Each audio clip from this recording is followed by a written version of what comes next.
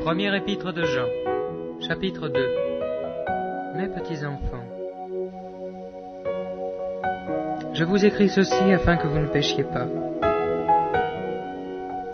Et si quelqu'un a péché, nous avons un avocat auprès du Père, Jésus-Christ le juste. Il est lui-même victime expiatoire pour nos péchés, non seulement pour les nôtres, mais aussi pour ceux du monde entier. À ceci nous reconnaissons que nous l'avons connu, si nous gardons ses commandements. Celui qui dit « je l'ai connu » et qui ne garde pas ses commandements est un menteur, et la vérité n'est pas en lui. Mais celui qui garde sa parole, l'amour de Dieu est vraiment parfait en lui.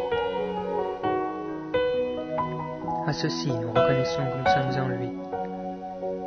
Celui qui déclare demeurer en lui doit aussi marcher comme lui, le Seigneur, a marché. Bien-aimés, ce n'est pas un commandement nouveau que je vous écris, mais un commandement ancien que vous avez entendu dès le commencement. Ce commandement ancien, c'est la parole que vous avez entendue.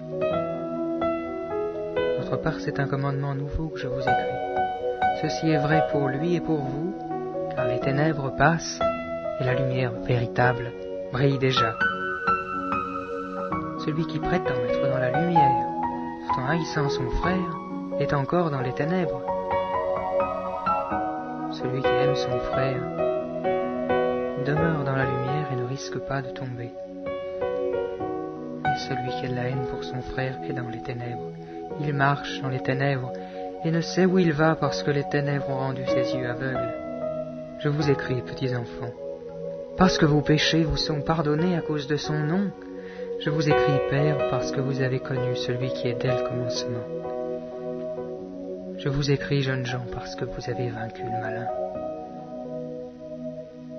Je vous ai écrit, jeunes enfants, parce que vous avez connu le Père. Je vous ai écrit, Père, parce que vous avez connu celui qui est dès le commencement. Je vous ai écrit, jeunes gens, parce que vous êtes forts, que la parole de Dieu demeure en vous et que vous avez vaincu le malin. N'aimez pas le monde, ni ce qui est dans le monde. Si quelqu'un aime le monde, l'amour du Père n'est pas en lui. Car tout ce qui est dans le monde, la convoitise de la chair, la convoitise des yeux et l'orgueil de la vie ne vient pas du Père, mais vient du monde. Et le monde passe, et sa convoitise aussi. Mais celui qui fait la volonté de Dieu demeure éternellement. Jeunes enfants, c'est l'heure dernière. Comme vous avez entendu qu'un antichrist venait, voici qu'il y a maintenant plusieurs antichrists.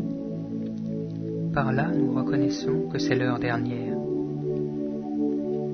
Ils sont sortis de chez nous, mais ils n'étaient pas des nôtres. Car s'ils avaient été des nôtres, ils seraient demeurés avec nous. Mais de la sorte, il est manifeste que tous ne sont pas des nôtres.